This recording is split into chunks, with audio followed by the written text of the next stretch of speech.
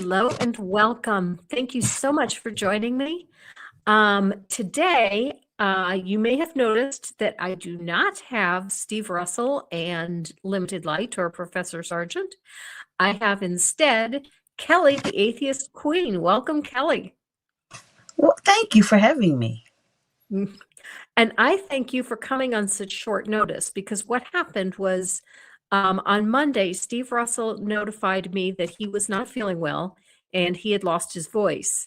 And he was taking some medication that was supposed to help, and he might get his voice back in time for the show, and he might not.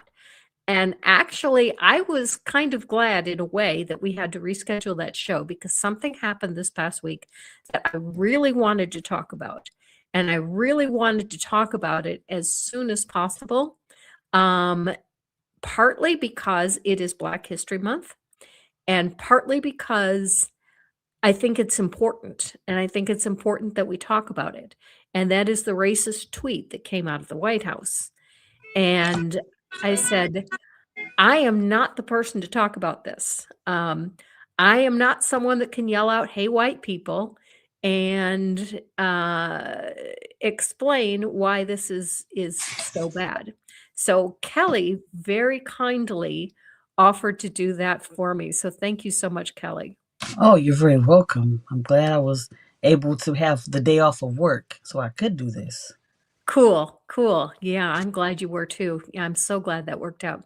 Okay, I'm going to say hello to everyone in the chat before we get into exactly how this show got started. Rimmersburg is here. Maya Atkinson is here. Thank you. Welcome both. We have Mage Grey Wolf. Hello, Mage. And Ryan is here. Hello, Ryan. The Human Tommy. Hello, Human Tommy. Purple Rhymes with Orange is here. Greetings, sentient being. Liberatus Dragon is here. Mirandenberger. Fred is here, of course. Never fear, Fred is here. I always look for that comment. We always have to say hello to Fred. Hello, Fred. I don't think I know Fred.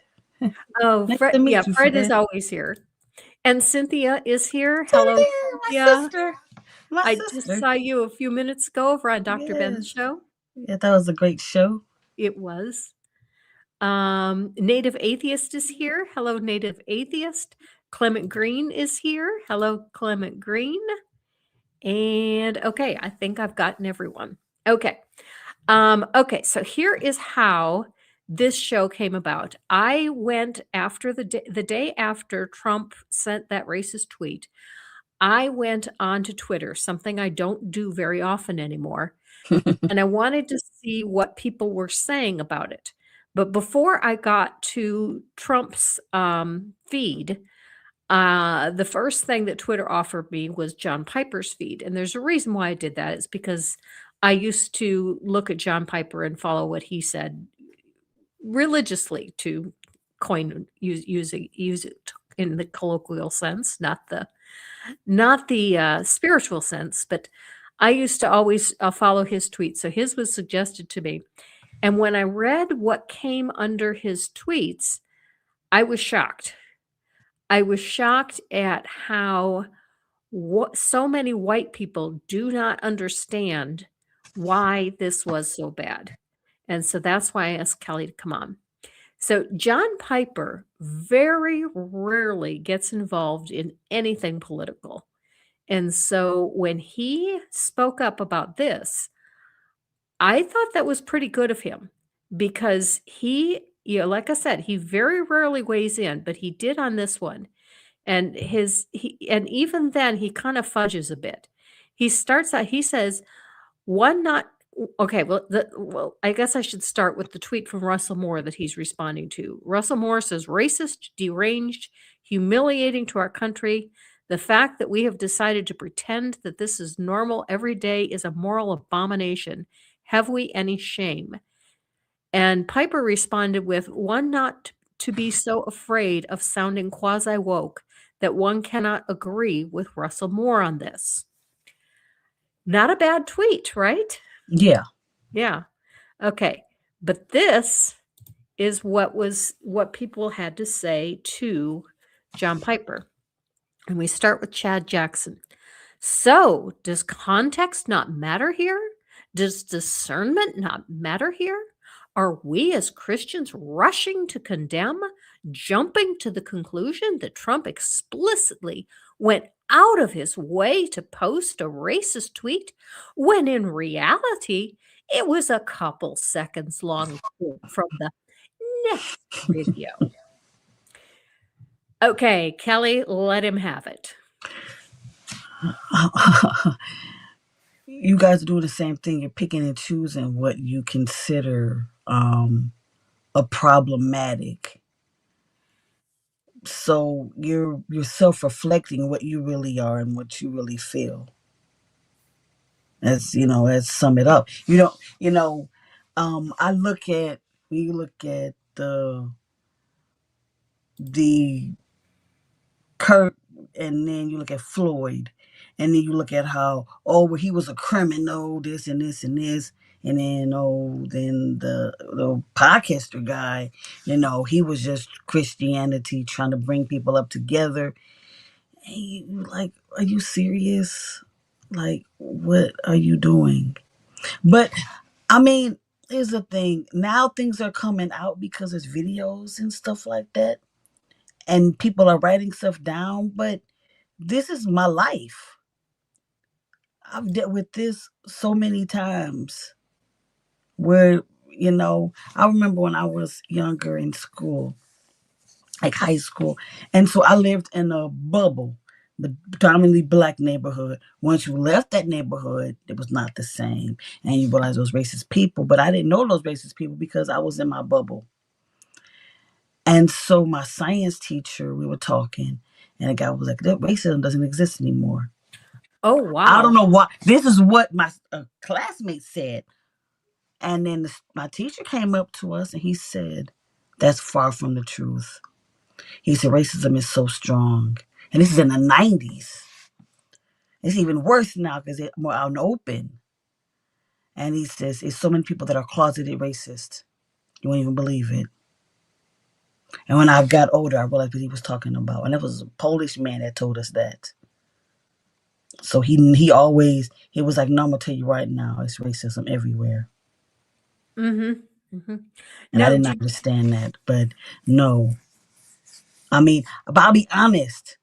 Let me know how you feel. If you don't like me because of color of my skin, I can act accordingly. I want to know why, even if you don't like me for that reason or any other reason. Let me know. I want to know. Storytime Jesus says Confederate flags fly across our interstates. Yeah, in my state, I see Confederate flags frequently. Yeah. Cynthia said, absolutely, Kelly. This is Black people's lived experience. Even Tim Scott weighed in and said it's the most racist thing to come out of the White House. I mean, what do we? I mean, we got the Whitehouse. How many of the presidents were slaves owners? I don't The know. history. That's a good question. Was it Several all of of them them? were. I don't think it was all of them, Well, but I I was believe going to all say the all of them up to forefathers were. Lincoln. But I mean, here's the thing. Let's take England. Let's take Lincoln. Tongue tied. He was not all that liberal and all that loving to slaves. What did he say? If I don't have to free the slaves, I would want to do that if I couldn't. So he didn't really give a care whether he Mm-hmm. freed them or not. Mm-hmm. He just wanted to take over he just wanted the Confederate, the South, the rules. Cynthia, I knew she was gonna know 12. 12 12 presidents were slave presidencies. owners. Okay. And even though he freed us, really didn't want to free us if he could have helped it. If We would still be Cynthia would like, slaves. Yeah, Cynthia is yeah. Oh yeah. Cynthia's gonna be on my show next week in the morning, and we were gonna talk about reparations and everything like that. all right, what I must happened? plug her. Yeah, I'm not here anymore. Oh, yeah, I know. That's why I said what happened. I was typing an I, invitation to Cynthia, asking Cynthia if she wanted to come and join us. and I bumped something while I was typing. Yeah. It was like magic. I disappeared. Yeah, sorry about that. Oh no, no problem at all. Yeah, I'm just going to No put problem. I'm going to put a link in the chat. And Cynthia, if you would like to join us, just click on the link and you can come and join us. And if you can't, that's fine. We understand. I always tell her that she is my role model. But she was like, get a better role model. No, you're the perfect role model. I'm going to be like you when I grow up. And I'm older than her. I'm going to be like her when I grow up. But yeah, that's one thing that, and I'm gonna have it air next week. But I was talking with Amber's Apostate. It's a recorded video we're gonna have out, and so I basically was saying that. Well, I forgot my train of thought. Now I always do this once a show. I have to. I do not. You're the perfect one. You're the perfect role model. Exactly, Tommy. Say it like a good role model. Exactly. Yeah. Mage says that 55 delegates to the 1787 Constitutional Convention were slaveholders. Roughly 70% of the signers of the Declaration of Independence also owned slaves. So how can you say that all and so we knew it was a bunch of bull, all men are created equal? Mm-hmm. Well, they didn't think black same men thing were as a men. cis white landowner, 40 years old. Mm-hmm. That was the only ones I considered a human. Mm-hmm. Mm-hmm. Mm-hmm. You know, if that tweet that we read was true, if it was true that that post was put up by accident, as he makes it out to say, then why no apology? You know, Because he meant it.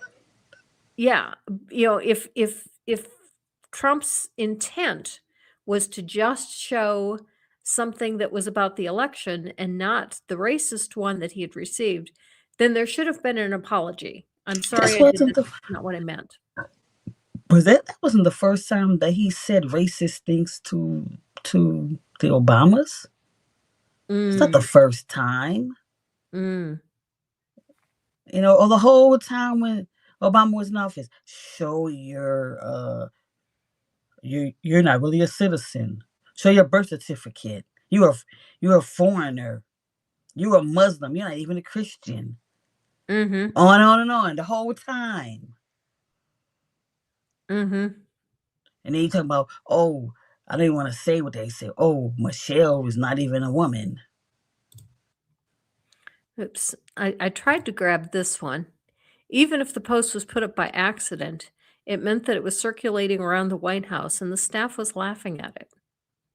Exactly. A native atheist is right. Humans owning other humans is evil. People know this. But how many times we all watched we even watched the recent college show. Hello, beautiful. Hey, Cynthia. Hi, Council of Kellys. How are you guys doing? Well, we're missing one. Good to have you, Cynthia. You know, thank you for inviting me. Yeah, I'm not going to be on too long because I still need to prepare for my tomorrow's stream. But yeah, but like I did talk a little bit about Trump's racist tweet, and yeah, so I'm here for a little while. So have at it. Okay. However. Yes. And next week, me and Cynthia will be talking about reparations on my channel. Yeah, we're going to talk about reparations. Yeah. Cool. So tune into that as well. Please do. Yes. So we were looking at the screenshots. Okay, I'll bring up the next one. Okay. Okay, the next one said, goodness, my glasses are failing me. Many have called it out. You were begged to call out the people that stormed into a church to interrupt worship and terrorized children at a church that you started as a church plant, and you stayed silent. Why? I don't have no information about this one. Well, maybe I do, but I don't remember. So Is this referring to the protests that happened in Minnesota? Exactly. It's referring Okay. to the protest that Oh, happened in Minnesota okay. because Piper's main church is in Minneapolis, and Mm-hmm. he has done a number of church plants. He is retired as a pastor now, but Okay. this guy's complaint is, you didn't say anything about people protesting in a church that you planted, but you Mm-hmm. say something about this. That's his complaint. I mean, gaslight when you don't want to tell me you want to gaslight. I mean, Yeah. you, like when we're looking at the protests that happened in Minneapolis, they were specifically protesting that the pastor of this church is also like a leader of ICE, Mhm. and basically not using some of his power and authority to rein these thugs in. And I use the word thugs purposely because that's exactly how they're acting. I mean, these people are pulling folk over just because they look like they may be from another country. I've seen so many videos where like the ICE Gestapo would stop, brown people on the street and just randomly ask if they're from here. Mhm. And trying to enter people's homes with only administrative warrants instead of actually a judiciary warrant, to is what they need in order for them to be able to go into a person's home, let alone arrest them. This basically doing everything to ignore law. And so you have this person who feigns to be a man of God, who is really.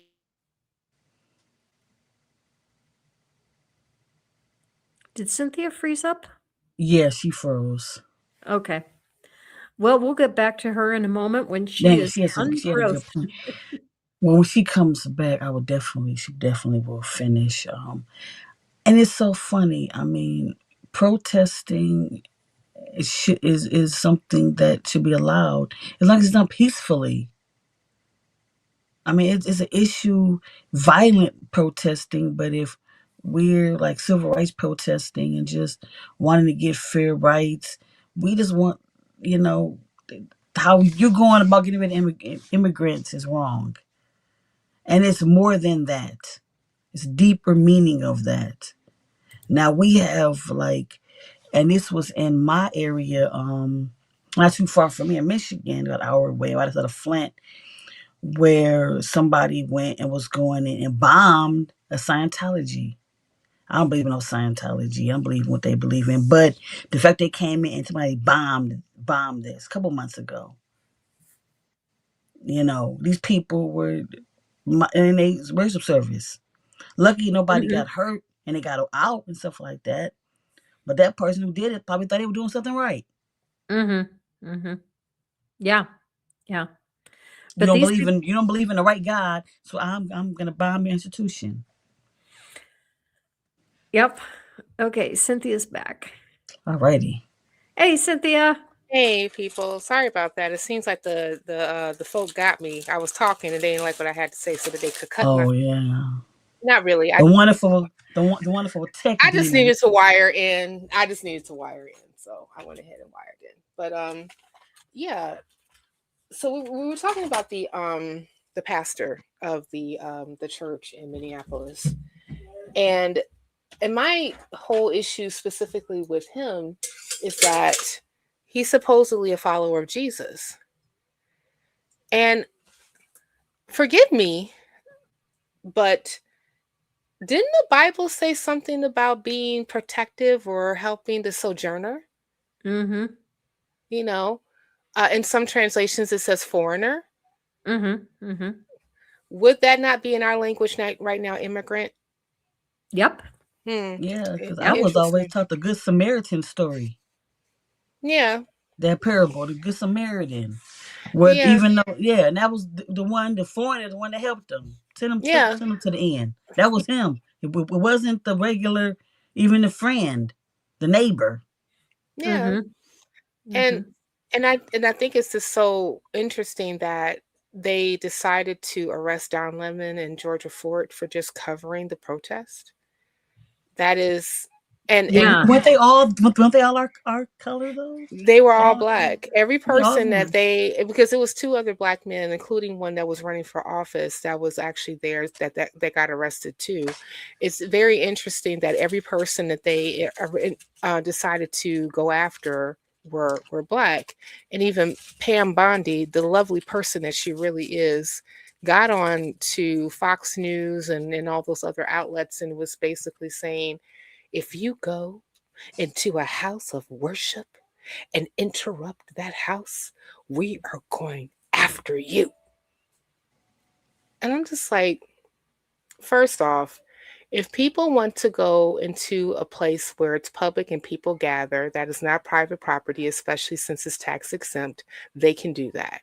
Secondly, press has the freedom of press that is protected speech just under the Constitution and the First Amendment. They are Mhm. protected as well. It is not up to you, failed director of the Department of Justice, to go and try to arrest these people when you were rejected not by one but two judges for serving these people that in the first place is because it's a direct violation against First Amendment rights. But unfortunately, I think that what we're really seeing in this time period is that Trump um, is not the cause of racism. He just made it okay to be out with your sentiment. Yeah, so you just know how people really feel. They just kept it inside for so long. Yeah, And yeah. you understand is that um Oh my we are goodness. baby boomer. I'm a baby boomer's daughter, so I'm Gen X. Mhm. So our family, that's the one who dealt with it more than anything, you know. So Mhm. those are the parents, would be the parents of my generation. Yeah. So of course they still, so which is me. So, you know, of course they're gonna have that same thought process. But you're Mhm. talking about somebody protesting a church, and that time in the '60s, people going and bombing churches because Yeah. they Mhm. didn't like that black people were getting rights and stuff like that. Yeah. That I mean, like think about what happened to the 16th Street Baptist Church Yep, Mhm. exactly. in See, you know Alabama. details. I don't.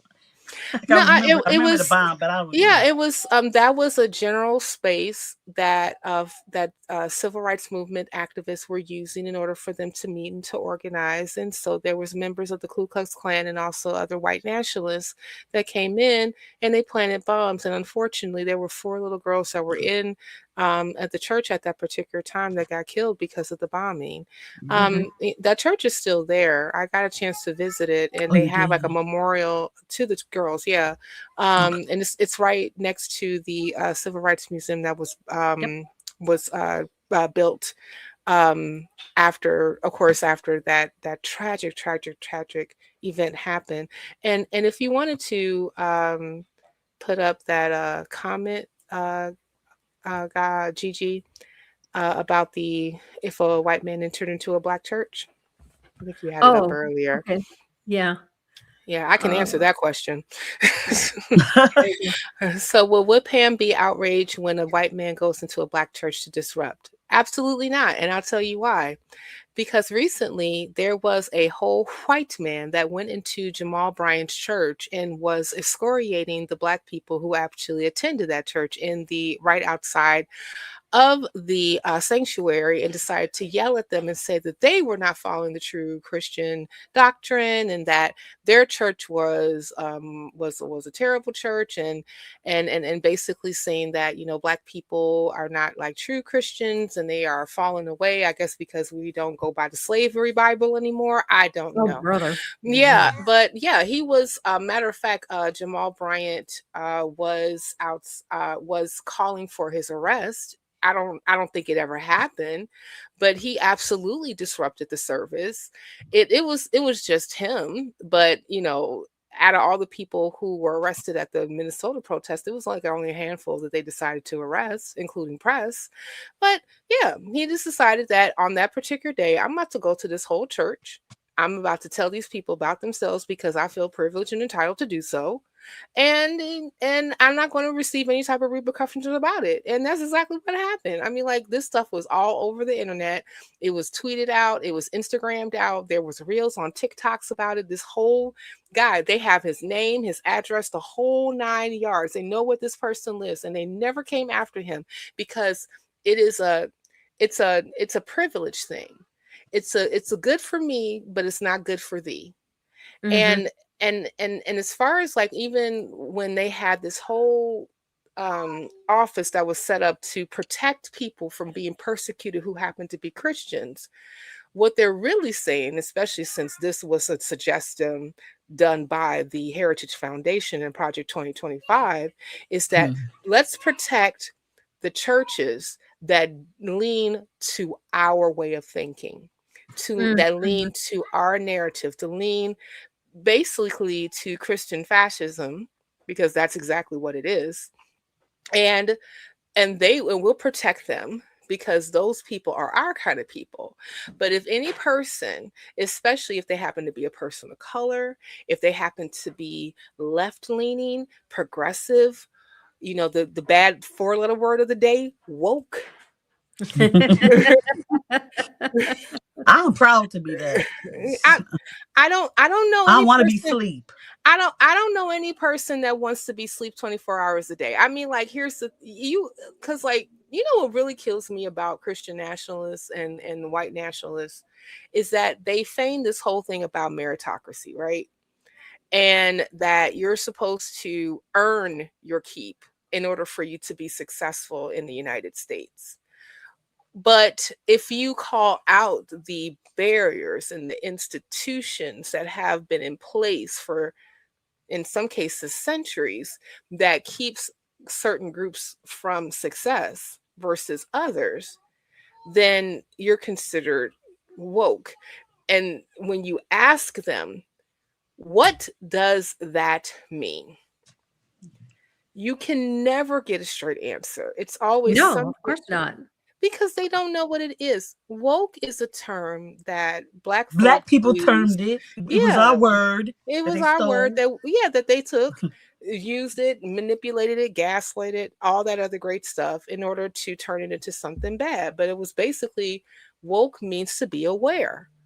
So if you are aware of systems that happen to marginalize people, whether you are, part of an out group, whether if you're part of a fringe group, whether if you are a woman, whether you are LGBTQI plus, whether you are trans, or, regardless. And you happen to say, hey, these people need protection too because they're humans, then you're woke, and that's bad. You need to make sure the civil rights are in place so that people can have protection under the law. You're woke, and that's bad. Yeah. You need to be able to make sure that the playing grounds are even for everyone in order for them to have a fair shot in the United States to be successful and to thrive. That means You're you're woke. woke. I mean, like, I don't understand. I mean, like, but and then you turn around and then use the same language and co-opt it in order for you to, push your agenda. Like, um I did a video, I want to say possibly last week, where Trump was talking about how he felt that the Civil Rights Act of 1964 made people, it was very unfair I to white did see people. that. Yeah, I saw that recently. Yeah, it's Yes, I very did. unfair. It's very unfair to white people. Yet, when you actually look at the Civil Rights Act, it's a very race neutral. It's basically trying to create an environment where everyone has equal playing field. And actually, and yes, I agree. As soon as I find a Black mermaid, I'm going to say, "Hey, girl, how you doing? You woke too." But and men, and all of them, all the Black mermaids, wake up, girl, wake up, boy, wake up, everybody. Yes, hey, how you doing? Hey, nice to meet Okay, you. love. But yeah, I mean, but it's so interesting to me that you would take that language that's just very innocuous to say that, hey, we're not going to be discriminatory towards people who are usually discriminated against. and then say, oh, that's unfair to white people.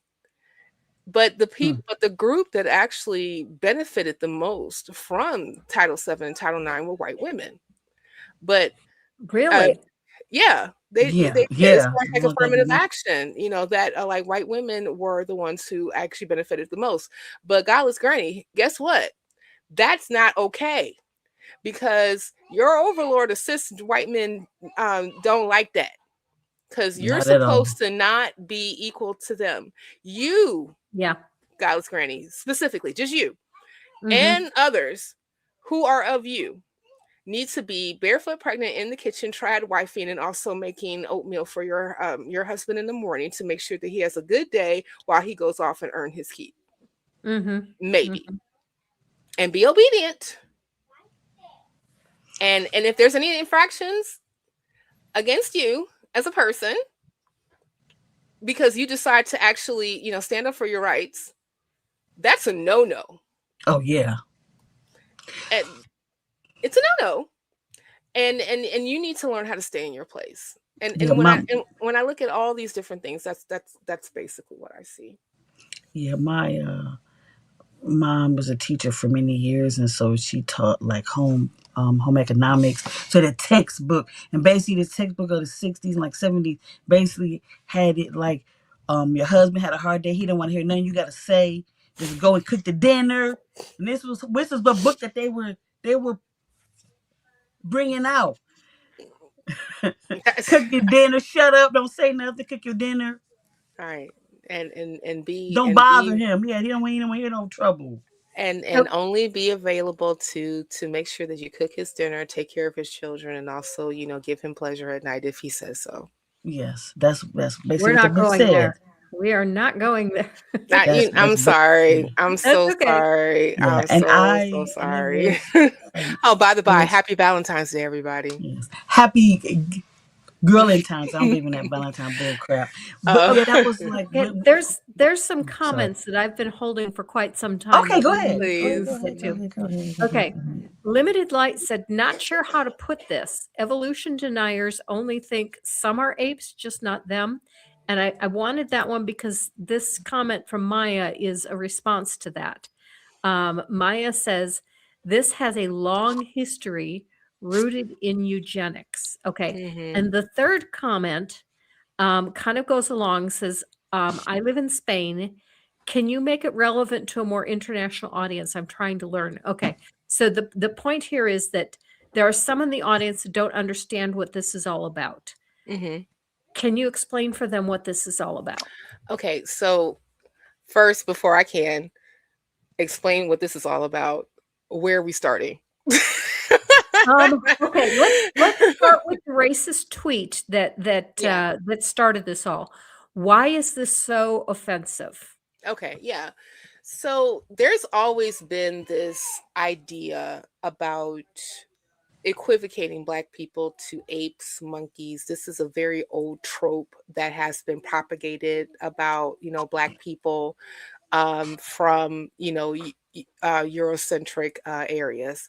I can't think of the person's name at this particular moment, but one of the things that happened centuries ago, before we had a ramp of the transatlantic slave trade, is you had like some people in Europe that stated that they visited the continent of Africa, and they basically othered the people on that particular continent to say that, their culture, their ways, the way that they dressed, the way that they spoke was very animalistic.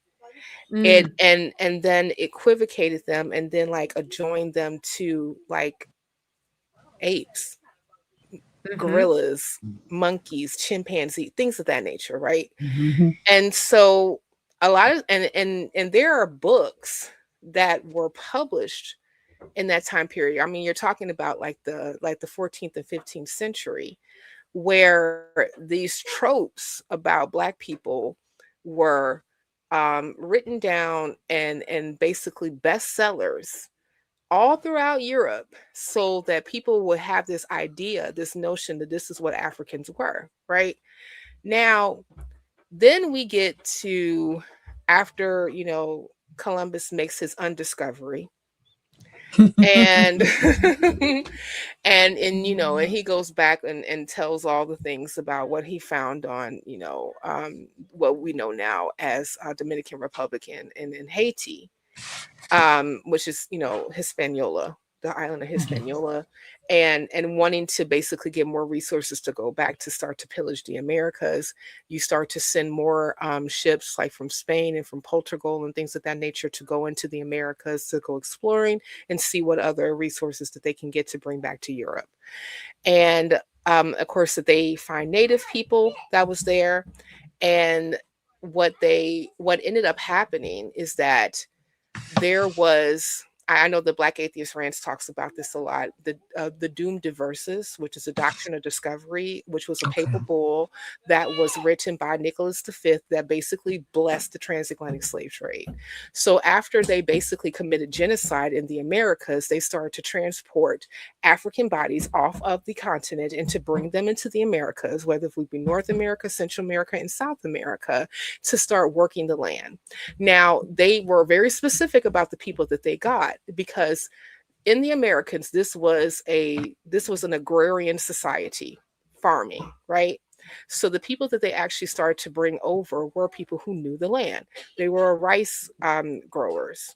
They were people who knew about, how to change out crops. They knew how to till the soil. They knew how to make the soil actually work better so that they can, bring up more crop. So in turn, what ended up happening is that their overseers, who happened to be European, was subjugating African bodies in order to do their bidding. And they felt that the reason that they could do this is because of this propaganda pieces that were actually set before before they actually started to ramp up the capturing of slaves to bring them over to the Americas to work in the first place. And a lot of it is that you can start to other people once you assign them to not humanity. Mm-hmm. And that's basically what happened to these people, is that when you can say, oh, they're not humans, they're animals. Look at the way that they speak. Look at their phenotypical features, how they dress. They're not Christian. They speak a different language. They don't have the same religion as us.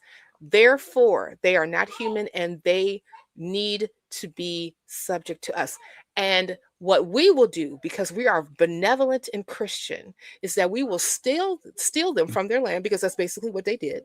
We're going to take you from your land.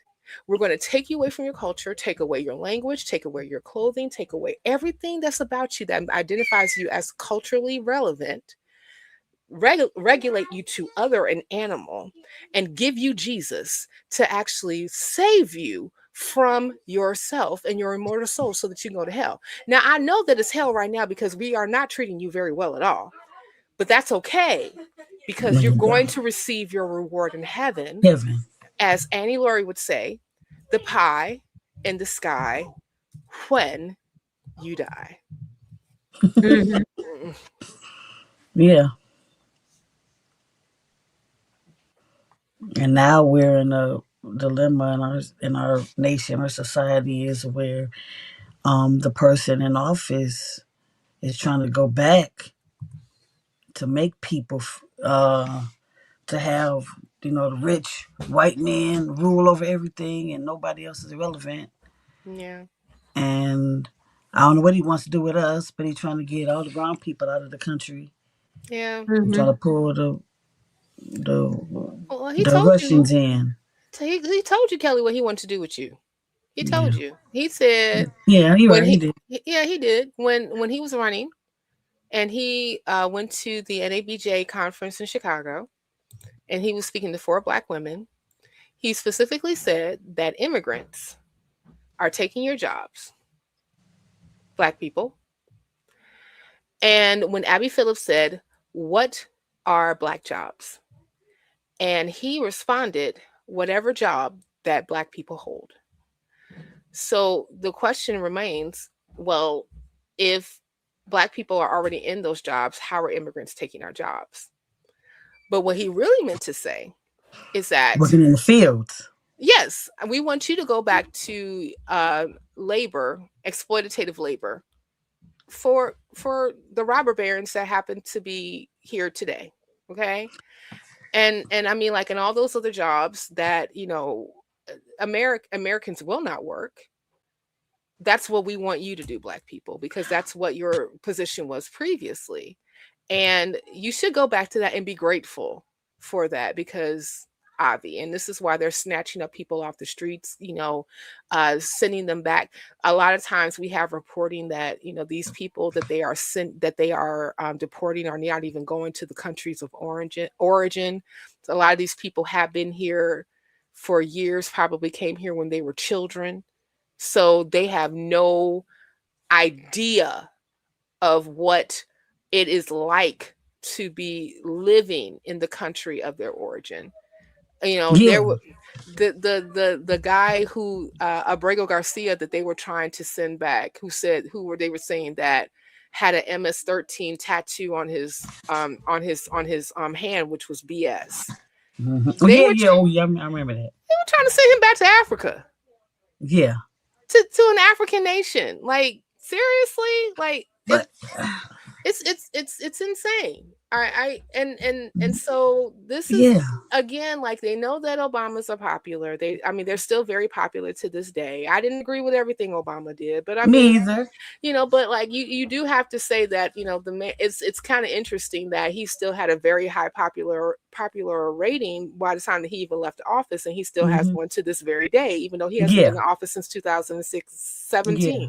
People like, yeah, you know, Obama, your only hope. Come back, please. Obama, you know, come back. Listen, at this particular point, I'm like, yeah, Obama, come back. I'm really okay with that, you know. But I mean, like, but you know, but this is the thing that, you know, is being espoused. It's like, everyone has their position that they're supposed to occupy in the hierarchy of white supremacy, and when this whole notion about go back, I mean, like, if anything, all of us need to leave. This is stolen land. It really is. I mean, like, you know, it belongs to the Apache. It belongs to the Navajo. It belongs to the Olmec people. It belongs to, you know, like, a majority of the West belong to Mexico, for Pete's sake. I mean, like, this is not, yeah, this is not land that belongs to, you know, to the European. It doesn't. You know, it's a man that was taken, and people were unalived for it, and in order for them to be able, in order to able to exact this whole manifest destiny crap. Like, that's what it was. So if anything, like, all of us need to get on the next plane, the next train, the next automobile, you know, and roll and pack your stuff, everybody, and move out, because we need to go back. Now, I have no idea where I'm going, but let's I'm gonna dive deeper into that, because I am one who has been researching, and I really feel that Africans were explorers, and we were going around and we're everywhere. Now, they called us Aborigines, but you go a lot of different countries, and Black people were the natives. So do I feel that we did not come from the slave trade? I do believe that, but I do believe that it was a nice amount of us here in America already. I do feel that. There is some evidence to point out that there were Black folk that were here privy to colonization, but the majority of Black folk that, you know, especially that happen to have, like, you know, like you, a King, and me, a McDonald, and Jones and Williams and things of that nature. This was my British right. British last name. Yeah, mine was Irish, so there you go. Like, you know, like, those we are the descendants of those 12 million, you know, Africans that were, like, transported directly from the continent. You know, and I saw in the chat when somebody was doing talking about the whataboutism. Oh, but Africans sold Africans into slavery. Somebody in the chat said that? Yeah, Yeah. Oh, I and missed I that. mean, but they were basically talking about like, like a whataboutism that people oftentimes use in order for them to Yeah. basically say that Yeah. slavery, so Okay. I therefore didn't see slavery is that not. comment, but speak on it. Yeah, I mean, I saw like in my peripheral, but Okay. Mhm. but like yes, and you know what, that happened. Matter of fact, the majority of Africans were that were trafficked to the Americas were through the Dahomey Kingdom. You all saw or heard about that movie, the Woman King. Oh yeah, They, that was a yeah, good movie. Yeah. yeah, they kind of touched on that a bit, as far as like how the the soldiers, I forgot specifically what they were called, would go into their neighboring tribal nations and basically demand resources, and if they did not comply, then they would make war with them and kill and capture, basically prisoners of war, and they would traffic them to the coast of Benin, modern day Benin, and sell them to European traders. But I think that but here's the thing, when I think about that, because like that's oftentimes a dog whistle to say, well, black people are against other black people because Africans sold other Africans. I think that people forget that the continent of Africa is 54 countries. Yeah. And even those 54 countries were were drawn these border lines by European nations like France, England, Portugal, and in some cases Germany, and basically for them to to divide the spoils amongst them on how they're going to utilize the what they call like the rare earth items and things of that nature of that continent. But those borders that are there right now are not the borders that African people drew. They're Mhm. Yeah, they European. thought that was They gonna be within the continent, not Yeah, and it's and neighboring lands. you have to think there's over 2,000 different tribes in the continent, and they Hmm. speak over 2 to 3,000 different languages, including European languages like Spanish, like French, English. Hmm. Some there, you had like a presence of like people from like Denmark as well, in the African nations too. So those particular languages are present. But you are talking about people who are looking at, when a Dahomey Kingdom person is looking at a person from like the Oye tribe that happens to be in modern day Nigeria, they're looking at a totally different country. It's kind of like if I in the United States are looking at Canada. We may occupy the same continent, but we are not of the same country. We are governed by different rules. We are governed by a different constitution. We have different leadership. We have a different way of doing things. And that is how What? the continent worked. You mean Canada isn't the 51st state? You know, and guess And what, Mexico, that's the Granny? 52nd Guess state. what? And Greenland is not the 52nd. How about that? Oh, I'm about to say Mexico, not the 52nd. Well, there's so much talk from about Greenland from the dear leader. You think it was the Yeah, 52nd state or the yeah, I'm gonna 53rd? And I'm this gonna bet. answers Clement Green's question is why should I in Spain be concerned about the racism in the United States? And this is Mm, exactly it. Because what we are doing here is spreading throughout the world. yeah. Um, Trump is trying to take over Canada. He's trying to take over Greenland, Yep. and he's going to push these same ideas into these areas. He's going to try to push this into Europe, and Hmm. you're next. You Yeah. need to stand with us and fight this Hmm. because if you don't, you're next. Yeah. And even for a person that's living in Spain, there's racism there too. Yeah, definitely. I had a friend of mine that I used to work with, and doing social work, working with HIV patients, and he talked Great about. episode earlier today. Thank you. We had a good time doing it. But he talked about, because he's a black man whose minor was Spanish, and so he's fluent. and he visited Spain, and was there for like 2 weeks. And he said that he went to a comedy show, and while he was sitting in the audience, he was fairly close to the front. And the comedian decided that it was a good idea to roast the only black man that happened to be in the audience. Oh Oh, wow. goodness. And the interesting part about it is that the comedian he just thought that he was an American tourist. He didn't know that he spoke Spanish. So while he was roasting him, he started to say back in Spanish, I know exactly what you're saying. I know everything that you're saying.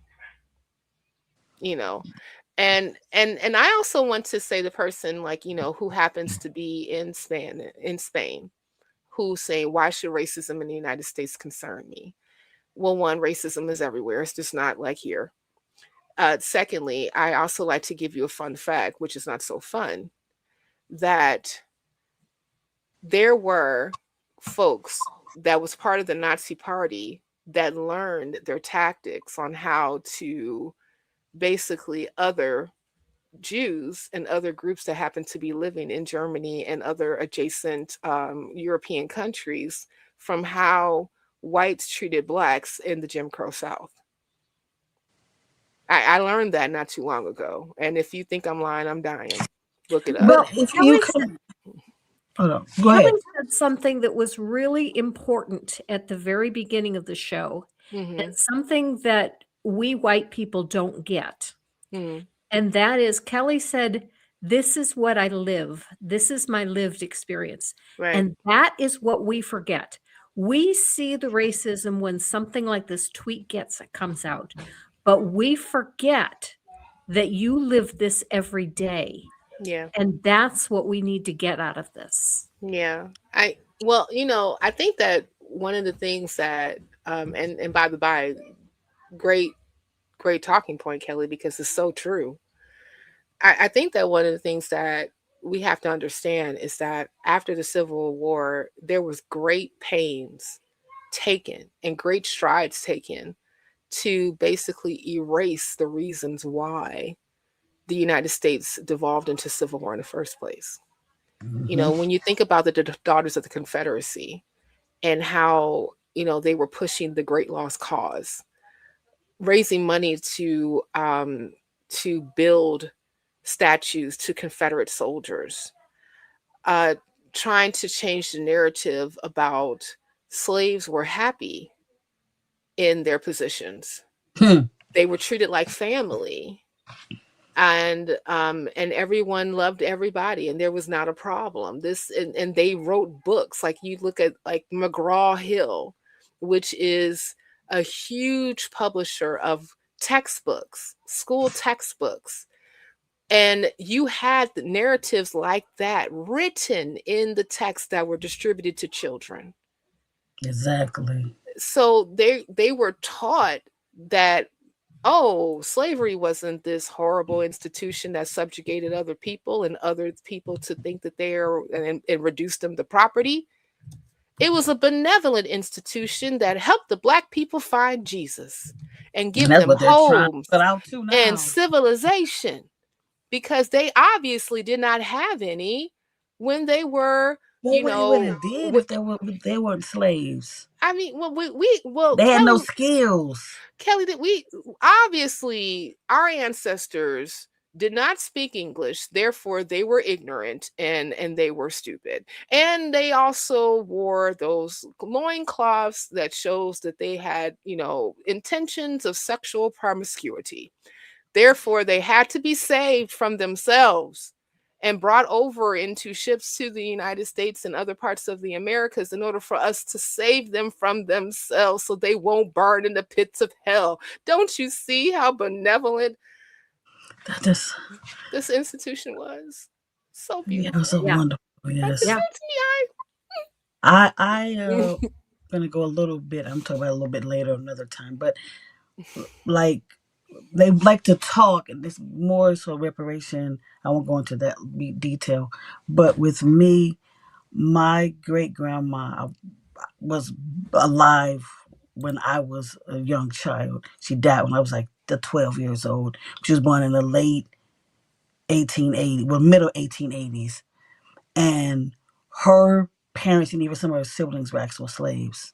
Mm. So getting to hear the stories, they were sharecroppers, which was no damn better than being an actual slave. No, it was just another form of slavery. That's a form of Absolutely. slavery. Yeah. And we talk about stuff like that, about how she was attacked by the plantation owner, and that's how my grandma came to be. My granny came to be. Yeah. Mm. Very. You know, yeah, That that was. happens, and that's my That, own history. yeah. Yeah. I mean, So how many times like you have talked to people who are privy to that information about their progenitors being attacked by whoever was overlording them or overseeing them, and then like they produce children out of trauma and out of violence. I mean, like that was a pretty regular thing on yeah, plantations, but during slavery and after slavery. I mean, there's this. I was reading a book. It was one of my favorite authors, named Beverly Jenkins. She writes historical okay. fiction novels. Oh yes, yes, yes. Yeah, Oh I yeah, love her. she's Um, amazing. yeah, she is. She's a great author. And I was reading like one of the books like that. I forgot specifically what it was called, but she was talking about how there were um, in the South, um, vagrancy laws. Like if you were homeless or Mhm. you didn't have a place to go, things of that nature. Even if you were a child, Even if you yeah, didn't have a job. even if you had no job, they could basically round you up.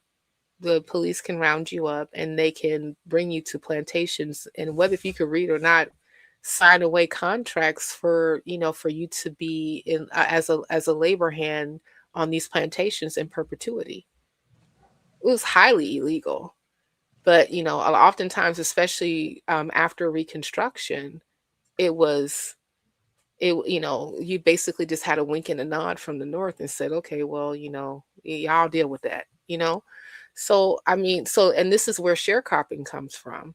I mean, Hmm. like, and you even look at like I know the movie Sinners touched on it. Yeah, that was a good Even though movie. great movie, and it was set in 1935, and they were going to the fields, people still picking cotton in like cotton fields in Mississippi in the years after slavery had been abolished per se, right? And they were, in some cases, they weren't even paid with real money. They were paid Hmm. with tokens and coupons that they could use at other different stores in their area to get goods. But this is another inference of like people dealing with stolen wealth because they couldn't even like make a buck off of their own labor. And I think that like this is the United States. This is the land that you know I feel like Archie Bunker, the land that I love, like stand beside her and guide her. This is what we are. This is the nation. And I say that this is what we are because like, heck, whether if I want to be or not, I'm a United States citizen. I was born here. Mhm. Mhm. And according to the 14th Amendment, I am a citizen. Okay. So every portion of the United States and its history is also embedded in me, embedded in you, embedded in all of us. And when this is your foundation and you never fully address it in a proper manner, you get a Trump. You get a person that's in office that thinks it's okay to retweet your predecessor and his wife as monkeys. And even though they said, oh, that was part of a longer a video where Trump was king and like all these different lawmakers and people who were elected officials, were animals. I Hmm. said, sure, but you chose. And you can't blame this on the staffer because when they asked you about it, you specifically said you gave this to your people. So you are responsible. You chose that portion of the video to put on Truth Social, to Twitter, and stream it out worldwide. That's what you did. And you still, and even though people in your own party said, yo, that was messed up, President, maybe you should apologize. I'm not going to apologize. I didn't do anything wrong. And he really don't think he did nothing. He never. Right. That's the That's the problem. issue. Mm-hmm. Us rational people can think when we make a mistake, but certain things I wouldn't even think about doing. I remember when I was in school, and I talk about this a few times, but the teacher wanted us to do a project. I went to Catholic school, and she said the nursery rhyme. She said the nursery rhyme, "Any, meeny, miny, mo." Now, did she use the N-word? Yes, she did. Very much. She was Oh. a nun. In 1990? This was in the 80s.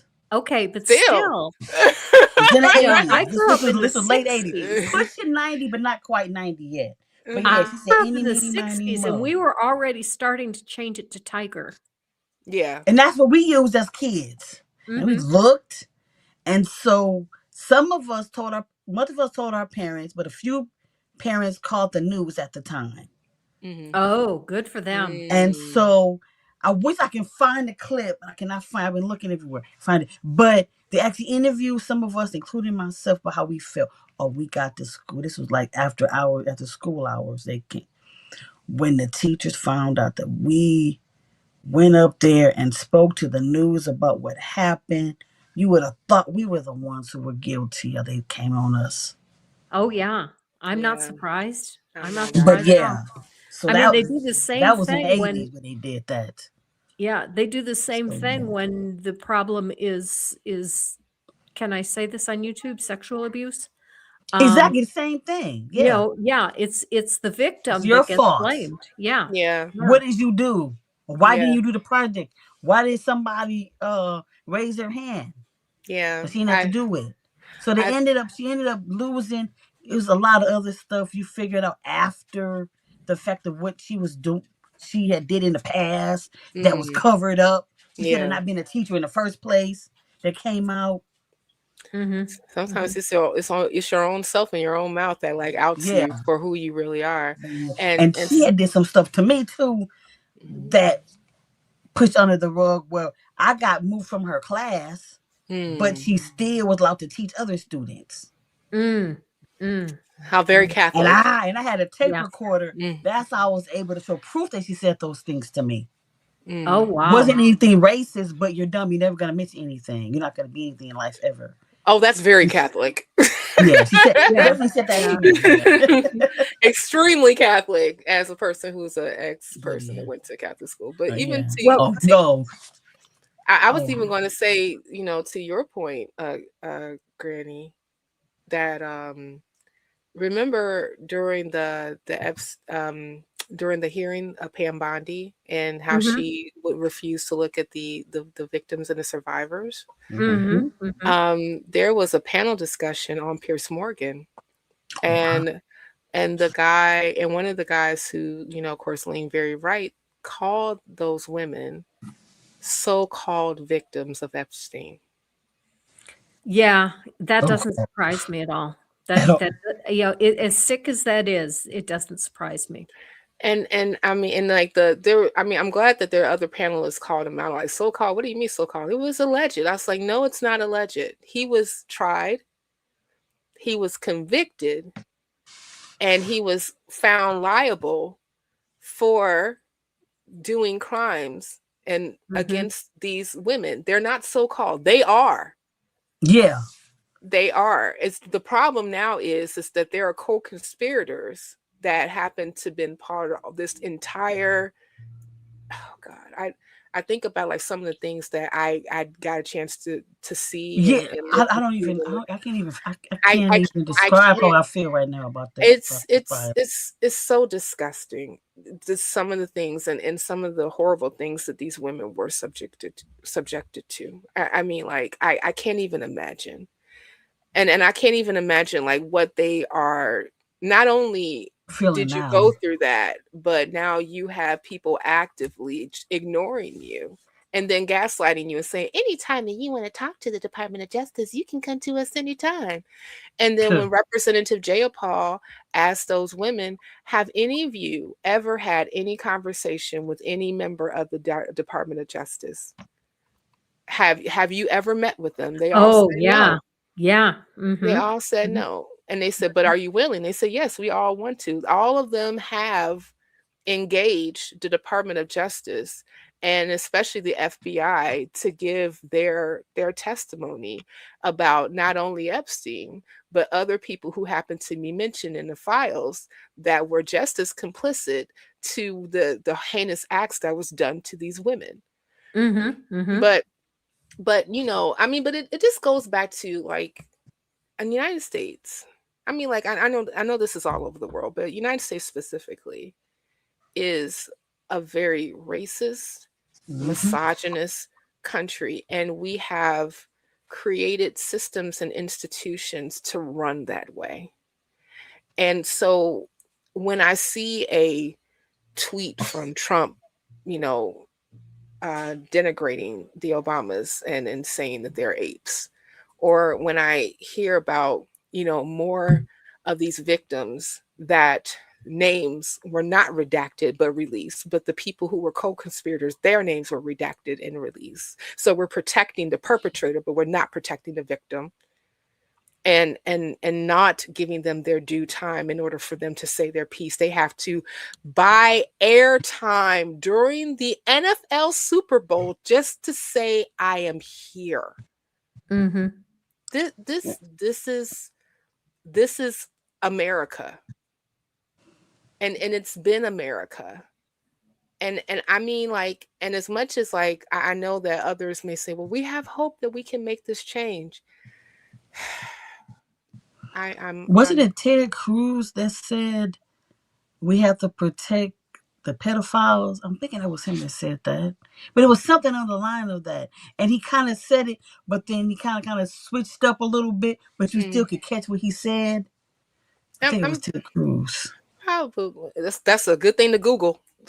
Who Yeah, said that I think it craziness? was him. Like who said that mess? You know, I mean, but I mean, but that's what they do. Like these men, they protect each other that's in power in order for them to, you know, to keep their positions because, you know, it's kind of like I think that Pam Bondi said like if we actually went after you know, a lot of the co-conspirators, the whole system will fall. I said, well, good, let it fall, Mm-hmm. let it fall. Exactly. You know, it needs to fall anyway. I mean, like if anything, I'm not a complete anarchist, but Mm-hmm. I'm really okay with tearing down systems and building something else that America has never seen before in the 250 years that we have existed. Cynthia, do you think you know of anyone that's capable of doing that? Is there anyone capable of who can we vote for that would be capable of doing that? That is a good question. I have no idea.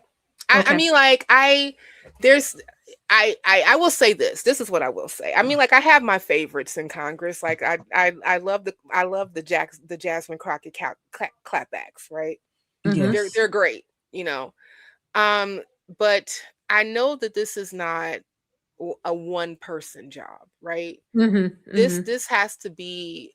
It has to be not only congressional members, but it has to be people in the executive branch. It has to be even us getting like a not kangaroo Supreme Court. Oh, yeah. You Yeah. know, I Yeah. mean, because like because it's not just like one branch of government that's complicit in the cover up, it's all of them, right?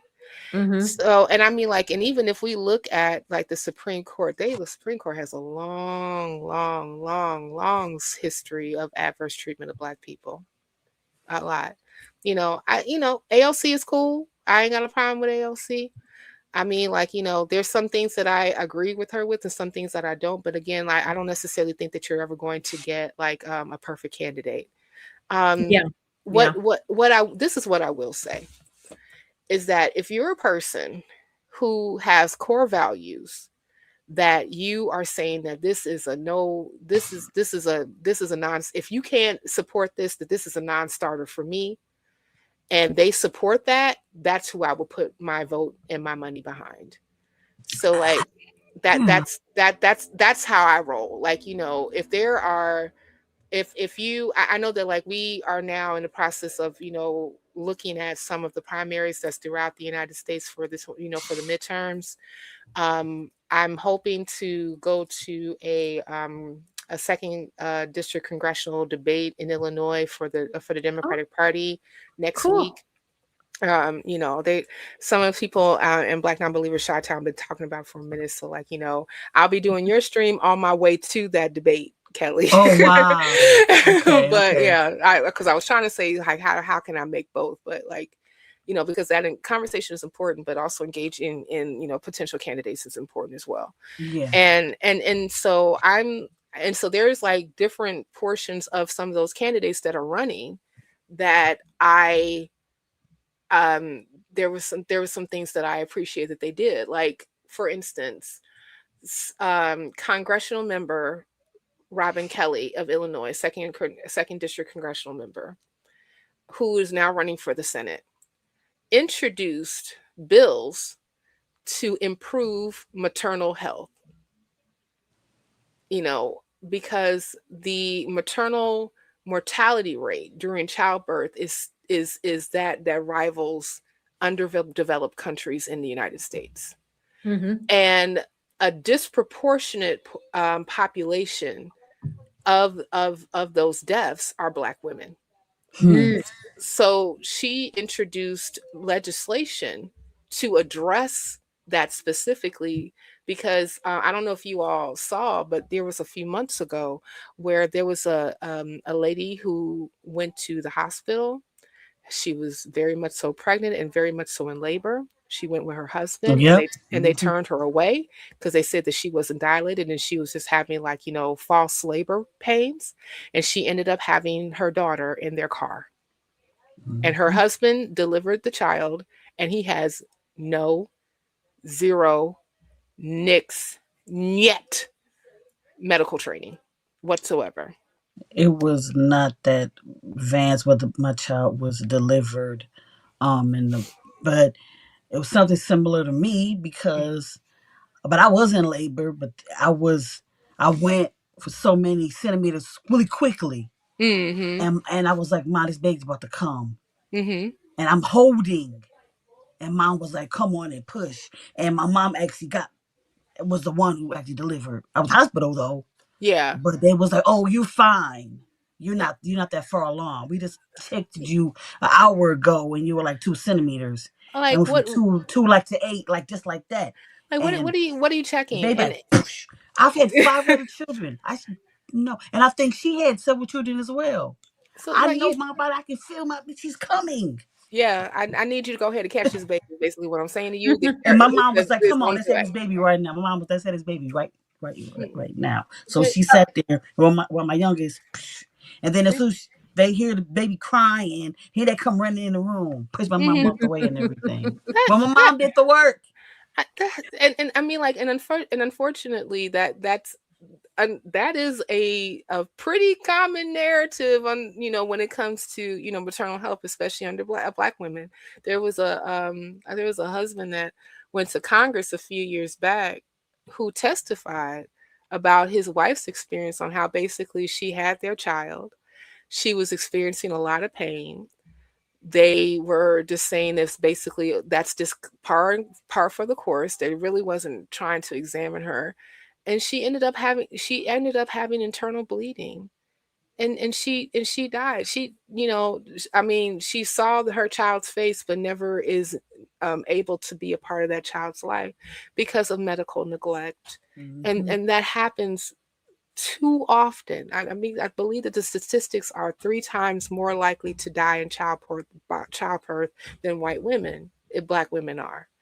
And I mean, that in of itself, to me, like, I'm like, these people live amongst you. They're your constituency. This should be unacceptable. Yeah. But again, if we have not let go those notions of othering and debasing and these people are not human, Mm-hmm. Yeah, I can't remember. Man, I didn't want to hear this man's name, but he was running tests with these African women using like the actual monkeys and stuff because he said we're closer, stuff like that. Or the he got so many recognition of being the doctor of gynecology. Oh The yeah, way Dr. he Marion researched, Sims. yeah, and the way he Yeah, did, the way, yeah, yeah. him He like what he was doing experiments on enslaved women. women? Yes, And I mean that's how he developed the specta. What is it called? The thing that stretches you out. The yeah. spectrogram. The spectrograms. Y'all help me in the chat with Spectrum, the word. spectrum. Some I know The what you chat mean. is on an entirely different subject. And one of the things I've been wanting to get to is that What are they I'm talking? fine What with they that want to for get one into? reason, and that is that the subject that the chat is talking about is the subject of next week's show. Mm. So all y'all in the chat that feel like we've been ignoring you, but we've been ignoring you What is because next week's you're off topic. conversation? But you will be on topic for next week. So come back next week, and that's what we'll talk about, and then we'll feature some of your comments. Yes, and Miriam, thank you. Speculum, thank you. I Thank you, appreciate thank you, that. thank you. We knew each other with an S. We knew that much. Like, thank you. I appreciate that. Because I hate that, especially me. They'd be like, "School a little further. I want to fall off. What the hell is Yeah, wrong like with this, yeah, but yeah, you? that's what he's. Scoot down. Scoot Yeah, further." like yeah, chat. Come back to the conversation that's happening now, and then come back Well, next week for we next week's really need to wrap the conversation. show up. We're already We 15 do. minutes over time. Yes. Yes. Because I need to get ready to head out the door in about an hour. Okay.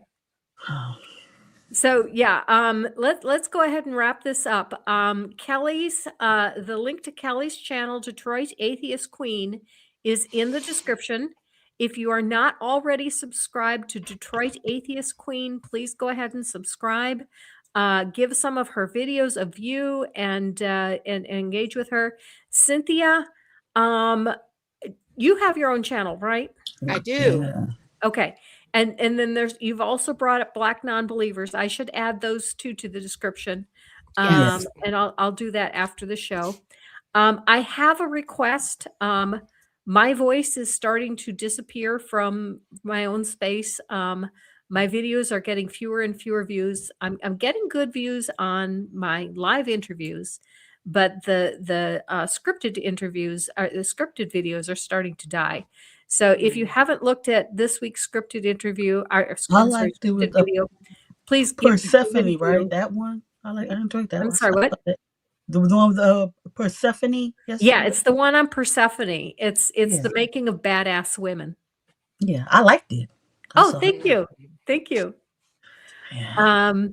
So yeah, and Maya's right. YouTube is doing that to everyone. I realize that. I know it's not just me. It's an everyone problem because I've seen this. Kelly, you have the same issue. You don't get enough views, and sometimes I feel bad for asking for views because I know there's a lot of people that don't get as many as I do. But I used to get 3,000 views per video, and my current video doesn't even have 1,000 on it. Yeah, no. Well, we're I new don't to think this scene. I'm only done it since October.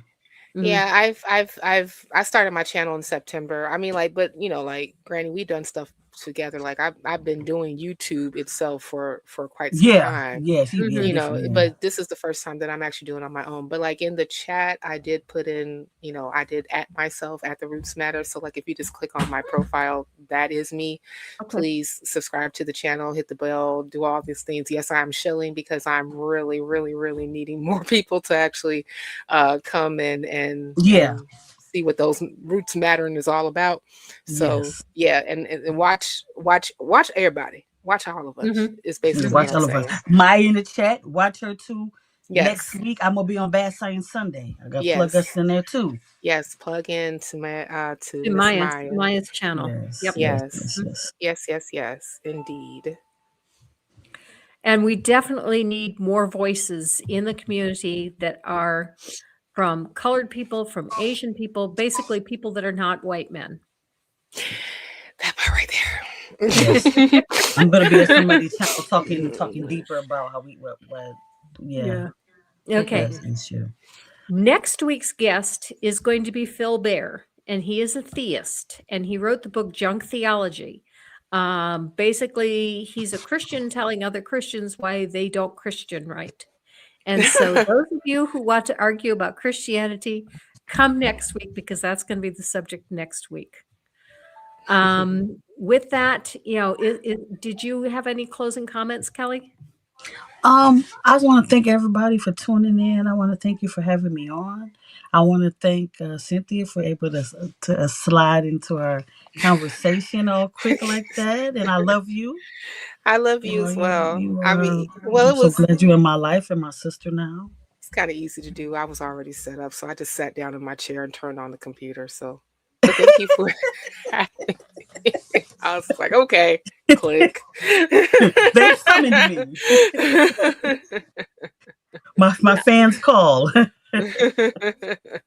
And Cynthia, did you have anything you wanted to say as a last minute comment?